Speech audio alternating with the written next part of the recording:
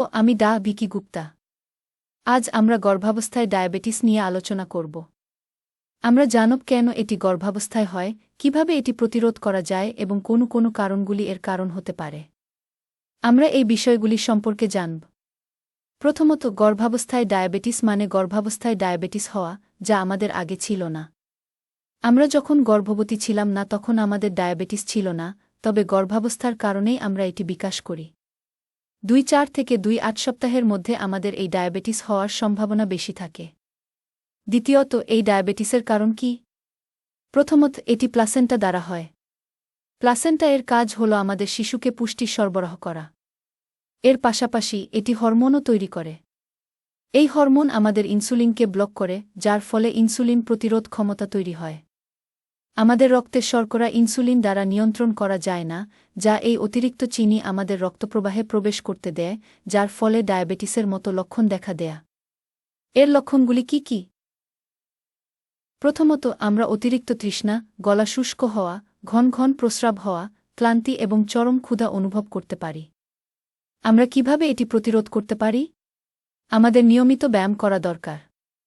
আমাদের উচ্চ ফাইবারযুক্ত খাবার খেতে হবে এবং দই, ডিম এবং কটেজ পনিরের মতো প্রোটিন বেশি পরিমাণে গ্রহণ করতে হবে। আমরা আমাদের খাদ্যতালিকায় এগুলোর আরও বেশি অন্তর্ভুক্ত করতে পারি। উপরন্তু, আমাদের পরিশোধিত চিনি, ঠান্ডা পানীয়, ময়দাভিত্তিক খাবার এবং ভাজা খাবার সীমিত করতে হবে। আমাদের কার্বোহাইড্রেট গ্রহণও সীমিত করতে হবে। আমাদের পরিশোধিত কার্বোহাইড্রেট এড়িয়ে জটিল কার্বোহাইড্রেট বেছে নেওয়া উচিত। উদাহরণস্বরূপ, যদি আমাদের পুরি রুটি, আখির রুটি, ওটস, নশানি বা জোয়ার থাকে, তাহলে আমাদের এই সব খেতে হবে। এর একটি ভালো দিক হল আমাদের এটি নিয়ে চিন্তা করার দরকার নেই। এই ধরনের ডায়াবেটিস শুধুমাত্র গর্ভাবস্থার সময়কাল ধরে থাকে। প্রসবের পরে অনেক মহিলা ডায়াবেটিসের এই লক্ষণগুলি অনুভব করেন এবং এই ডায়াবেটিস নিজে থেকেই চলে যায়। কারণ এটি হরমোনের কারণে হয়।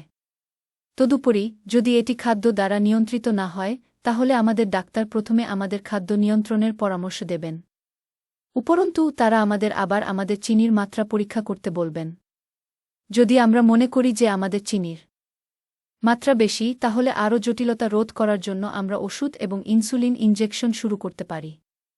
আমরা মায়ের চিনির মাত্রা নিয়ন্ত্রণ না করলে কি কি ঝুঁকির কারণ হতে পারে তাও অন্বেষণ করব। প্রথমত, জন্মের সময় শিশুর চিনির মাত্রা উল্লেখযোগ্যভাবে কমে যেতে পারে। কখনো কখনো এর ফলে অকাল প্রসব হতে পারে। শিশুর ওজন খুব বেশি হতে পারে এবং কখনো কখনো ভবিষ্যতে শিশুর ডায়াবেটিস হওয়ার সম্ভাবনা বেড়ে যেতে পারে। আমরা খুঁজে বের করব গর্ভাবস্থায় কোনো লোকদের ডায়াবেটিস হওয়ার সম্ভাবনা বেশি।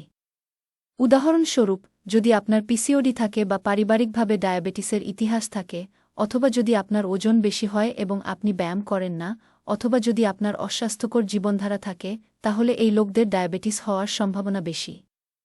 ধন্যবাদ।